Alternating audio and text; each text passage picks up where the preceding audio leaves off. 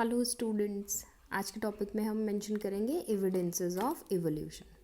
Evidences यानी कि आपके क्या क्या सबूत हैं कि इवोल्यूशन हुआ होगा, इवोल्यूशन फेजेस हुई होंगी। तो क्या क्या हमारे पास इस चीज़ के एविडेंस हैं।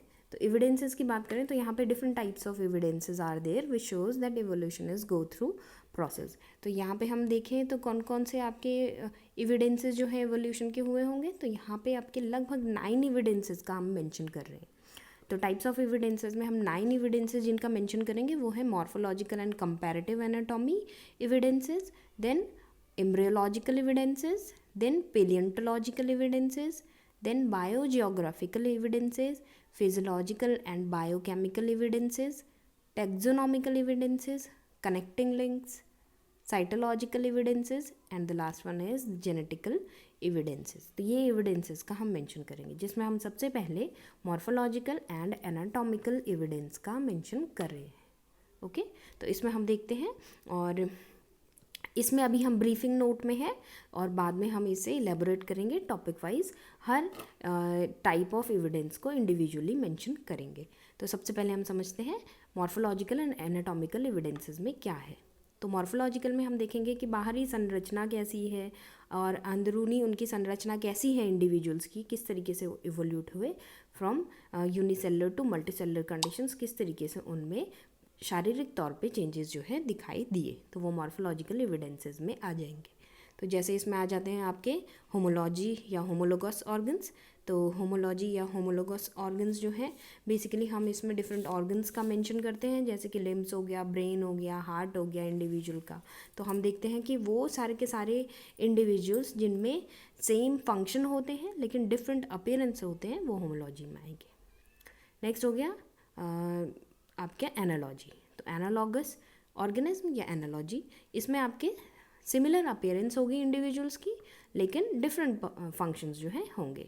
तो जैसे होमोलॉजी में हम देखें तो एग्जांपल आता है आपके बर्ड्स की में का और वेल का और हॉर्स का, इनके जो लिम्स हैं वो उनमें लगभग एक जैसी अंदर से हड्डियाँ जो हैं उनके स्ट्रक्चर एक जैसे होते हैं। वहीं हम एनालॉगस ऑर्गन्स की बात करें तो इनमें जो बाहर की अपीयरेंस है वो सिमिलर होती है। जैसे उड़ने के लिए ड्रैगन फ्लाई का आपका विंग हो गया, या फिर बैट का या बर्ड का या शार्क के फिन या वेल के फ्लिपर्स हो गए, ये जो आपके हैं वो शो करते हैं सिमिलर अपीयरेंस लेकिन परफॉर्म करते हैं डिफरेंट टास्क। जैसे बर्ड, बैट और ड्रैगन फ्लाई का जो विंग है वो उड़ने के काम आएगा, वहीं शार्क और वेल के जो फिन्स और फ्लिपर्स हैं वो तैरने के काम आएंगे। लेकिन इंडिविजुअल के हम अंदर से इंटरनल स्ट्रक्चर देखें तो अलग है। अब यहाँ पे देखेंगे डाइवर्जेंट इवोल्यूशन क्या है। डाइवर्जेंट इवोल्यूशन में इंडिविजुअल्स जो हैं वो रिप्रेजेंट करेंगे आपके होमोलॉगस प्रॉपर्टी को। तो जो इंडिविजुअल्स होमोलॉगस प्रॉपर्टी को शो करेंगे वो आपके डाइवर्जेंट इवोल्यूशन शो करेंगे। वहीं कन्वर्जेंट इवोल्यूशन वो हुआ जो आपके इंडिविजुअल्स एनालॉगस प्रॉपर्टी को शो करेंगे, वो कन्वर्जेंट इवोल्यूशन शो करेंगे। तो यहाँ पे हम देखते हैं ये जो टॉपिक्स हैं इनको हम बाद में भी डिस्कस करेंगे डिटेलिंग में। तो नेक्स्ट है आप गया वेस्टिजियल ऑर्गन्स। वेस्टिजियल ऑर्गन्स वो आपके ऑर्गन्स होते हैं जो जिनके रिमेन्स जो हैं वो अब हमारी बॉडी में रूमिनेंट्स के फॉर्म में रहते हैं।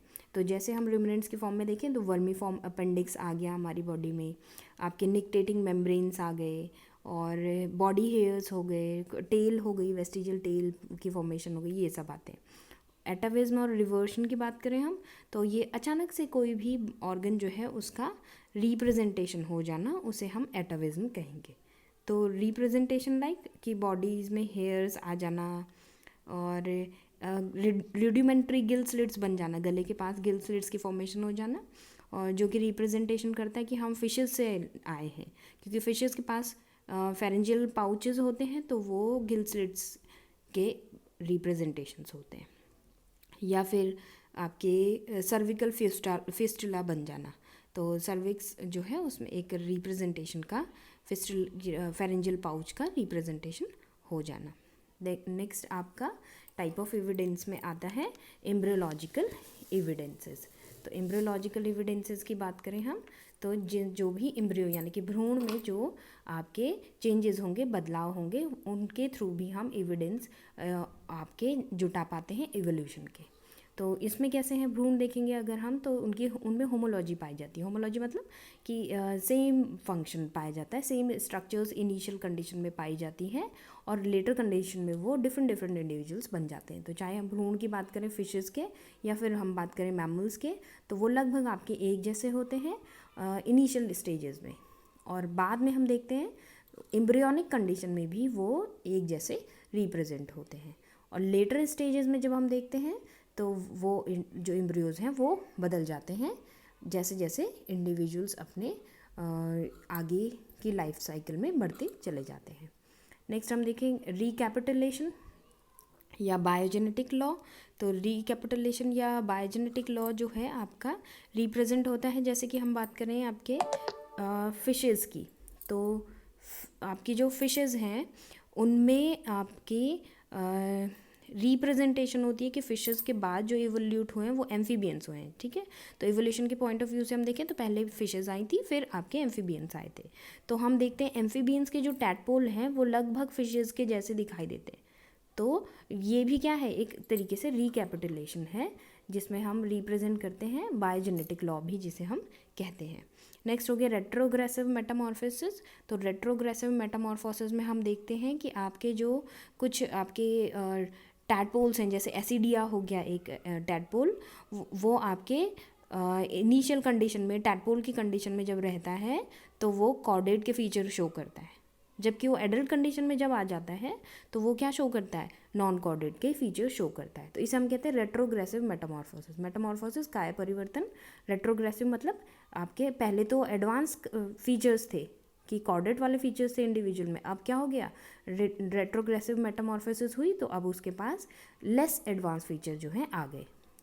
नेक्स्ट आ गया नियोटनी। नियोटनी जो है आपके, जैसे हम कुछ एग्जांपल्स देखते हैं, एक एक्सोलॉटल आपका लार्वा होता है एम्बायोस्टोमा करके। तो एम्बायोस्टोमा में हम देखते हैं कि उसमें मेटामॉर्फोसिस होती है, और वो जो मेटामॉर्फोसिस है, नॉर्मली मेटामॉर्फोसिस जो है काया परिवर्तन होता है जब इंडिविजुअल रेडी टू रिप्रोड्यूस होता है, रिप्रोडक्शन करने के लिए रेडी होता है। लेकिन नियोटनी में हम देखते हैं कि जो एम्बायोस्टोमा है वो अपनी लार्वा कंडीशन में ही रिप्रोडक्टिव ऑर्गन शो करने लगता है, और जिसमें कि आपके मेटामॉर्फोसिस जो है वो कंप्लीट नज़र नहीं आती है, और इनकम्प्लीट कंडीशन में ही वो रिप्रोडक्शन शो करने लगता है। तो इस तरीके के फिनोमेना को हम नियोटनी कहते हैं, जिसमें लॉस ऑफ मेटामॉर्फोसिस जो है वो नज़र आती है, और जिसके कारण रिप्रोडक्शन जो है वो अर्लियर स्टेजेस ऑफ लार्वा में ही हो जाता है।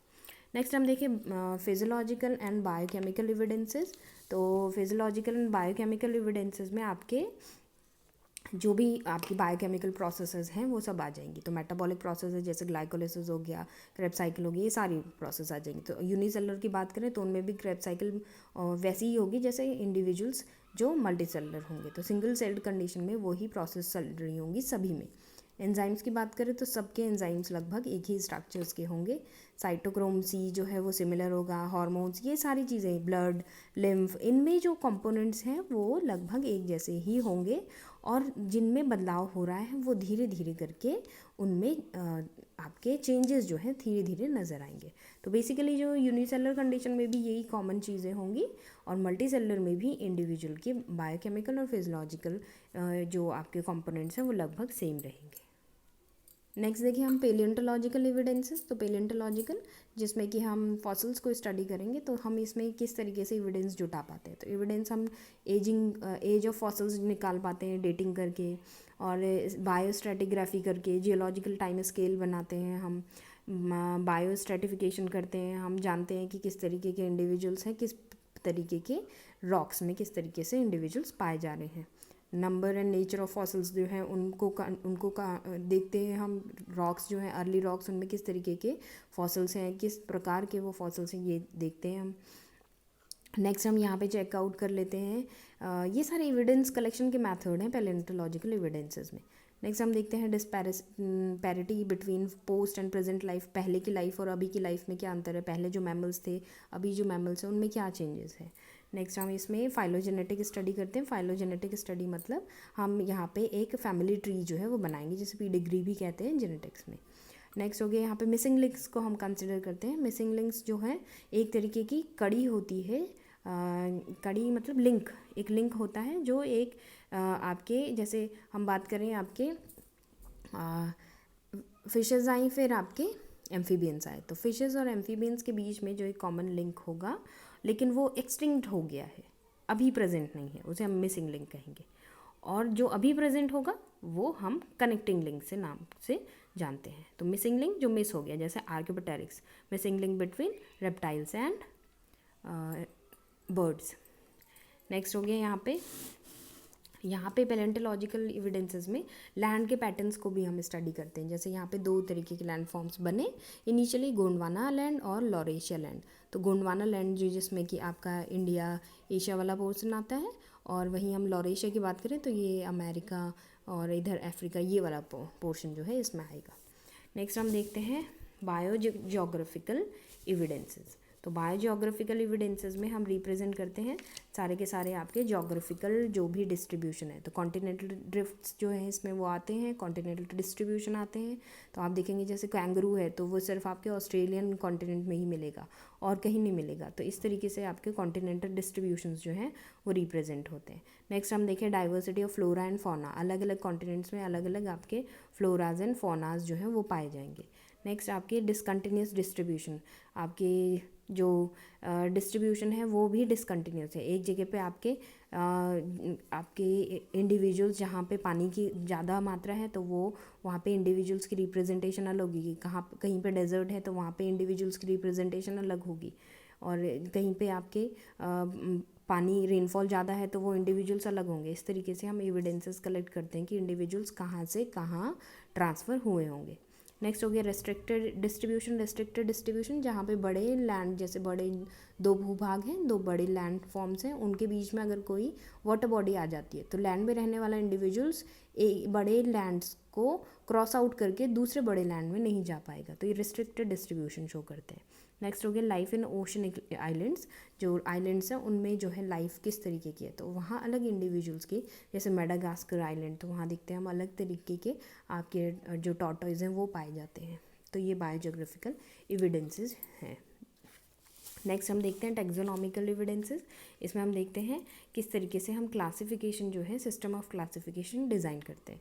तो क्लासिफिकेशन का हमारा जो माध्यम ही है वो इसी पे बेस्ड है कि किस तरीके से इंडिविजुअल इवॉल्व हुए। तो on the basis of evolution ही हम टेक्सोनॉमी को डिस्कस करते हैं। जो पहले इवॉल्व हुआ उसे हम पहले स्टडी आउट करते हैं और जो बाद में इवॉल्व हुआ उसे बाद में। तो इसके बेसिस पे हमने आर्टिफिशियल एंड नेचुरल सिस्टम, दो आपके सिस्टम जो है वो डिज़ाइन किए हैं।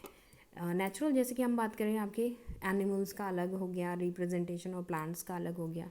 तो यही आपके टेक्सोनॉमिकल एविडेंसेस। जैसे हम देखें तो एनिमल्स में हम कॉर्डेट्स, नॉन कॉर्डेट्स पढ़ते हैं, ठीक है। देन हम अलग अलग फाइलम पढ़ते हैं, पाइसेस, एम्फीबियन, जो कि आपके किसके अंडर आती है, कॉर्डेट्स के अंदर। तो Pisces, amphibians, reptiles, Aves, mammals, ये सब आपके किस में आती है, फाइलम ऑफ मैमिलिया। तो ये आपके इस तरीके से हम आर्टिफिशियल और नेचुरल सिस्टम जो है डिज़ाइन करते हैं। नेक्स्ट हो गया जेनेटिक एविडेंसेस। जेनेटिक एविडेंसेस में हम रिप्रेजेंट करेंगे जीन्स, म्यूटेशन, वेरिएशन, सिलेक्शन या ब्रीडिंग। तो जेनेटिक एविडेंसेस ये बताते हैं कि जो जीन्स हैं, अगर एक जीन है एक पर्टिकुलर प्रोटीन बनाने के लिए तो उस जीन में बहुत ज़्यादा चेंजेस नहीं हुए, वो जैसे आपके यूनिसेलुलर कंडीशन में था वैसे ही अभी मल्टीसेलुलर कंडीशन में लगभग वैसा ही है, ठीक। तो ये आपकी जेनेटिक एविडेंस शो करता है। म्यूटेशन, तो म्यूटेशन जो है धीरे धीरे करके ऐसा माना जाता है कि म्यूटेशन एक बड़ा प्रोसीजर रहा होगा जिसके थ्रू अलग अलग आपके इवोल्यूशनरी स्पीसीज़, इवोल्यूशनरी पॉपुलेशंस जो हैं वो डेवलप हुई। वेरिएशन, तो वेरिएशन बदलाव धीरे धीरे हम देखते हैं, टेम्परेचर और एटमॉस्फेरिक चेंजेस होते रहते हैं तो वेरिएशंस जो हैं स्पीसीज़ में आते रहते हैं। नेक्स्ट हम देखें सिलेक्शन। सिलेक्शन में हम देखते हैं ब्रीडिंग। तो ब्रीडिंग में हम देखते हैं कि अगर एक स्पीसीज़ अपने जैसी स्पीसीज़ से अगर ब्रीडिंग करता है तो वो इंडिविजुअल जो है पॉपुलेशन बना सकता है। लेकिन अगर एक स्पीसीज़ किसी और स्पीसीज़ से आपके ब्रीडिंग करता है तो आपका वहाँ पे जो है आपके इंडिविजुअल्स के पॉपुलेशन बनाने की चांसेस बहुत कम होती है। और जो इंडिविजुअल्स इस तरीके की पॉपुलेशन बना लेते हैं उसे हम सिलेक्शन से, या सिलेक्शन हो गया उन स्पीसीज़ का, ऐसे मेंशन करते हैं। ओके, तो ये हो गए जेनेटिक एविडेंसेस। नेक्स्ट हो गया कनेक्टिंग लिंक्स। तो कनेक्टिंग लिंक्स में आपके आ जाते हैं viruses, euglena, protospongia, then peripatus, neopilina, balanoglossus, chimaera, lungfishes, prototheria, ये सारे कनेक्टिंग लिंक्स हैं जो कनेक्ट करते हैं एक इंडिविजुअल की प्रॉपर्टी, एक आपके फाइलम की प्रॉपर्टी दूसरे फाइलम के इंडिविजुअल के साथ, या फिर आपके एक आपके क्लास की प्रॉपर्टी दूसरे क्लास के इंडिविजुअल के साथ, या फिर एक आपके फैमिली की दूसरे फैमिली के साथ। तो यहाँ पे कनेक्टिंग लिंक्स हम इन्हें रिप्रेजेंट करते हैं। ये किसके कनेक्टिंग लिंक्स हैं ये हम नेक्स्ट लेक्चर्स में मेंशन करेंगे। नेक्स्ट हो गया आपका साइटोलॉजिकल एविडेंसेस। तो साइटोलॉजिकल एविडेंसेस में आपके आते हैं कि जो सेल स्ट्रक्चर है उसमें बेसिकली इतना ज़्यादा बदलाव नहीं हुआ है। जो सेल स्ट्रक्चर है वो वैसा ही है जैसे यूनिसेलुलर कंडीशन में था और अब मल्टीसेलुलर इंडिविजुअल्स की कंडीशन में है। तो सेल के अंदर वैसे ही आपको क्लोरोप्लास्ट और वैसे ही आपको माइटोकॉन्ड्रिया रिप्रेजेंट होते हैं जैसे पहले थे, थोड़े बहुत बदलाव के साथ। नेक्स्ट हम देखें सेल मेम्ब्रेन भी सारे ही जितने भी सेल हैं उनकी लगभग वैसी ही है जैसे पहली सेल की रही होगी, जैसे पहले जो सेल जो लाइफ बनी तब रही होगी। नेक्स्ट क्रोमैटिन, तो क्रोमोसोमल मटेरियल जो है वो भी वैसा ही रहा हो, वैसा ही था और अभी तक भी वो लगभग वैसा ही है, थोड़े बहुत चेंजेस के साथ अब जो है आपके क्रोमेटिन जो है नज़र आते हैं। नेक्स्ट जेनेटिक कोड तो यूनिवर्सल होते ही, again these are the universal. एक कोड जो है वो एक ही तरीके का अमाइनो एसिड बनाएगा और ये जो है आपके यूकैरियोटिक या प्रोकैरियोटिक जैसे भी सेल होते हैं जिनमें भी होते हैं आपके जेनेटिक कोड जो है यूनिवर्सल ही चलते हैं। तो ये सारे एविडेंसेस हैं जो आपके हम पढ़ेंगे डिटेल में नेक्स्ट कुछ और लेक्चर्स में।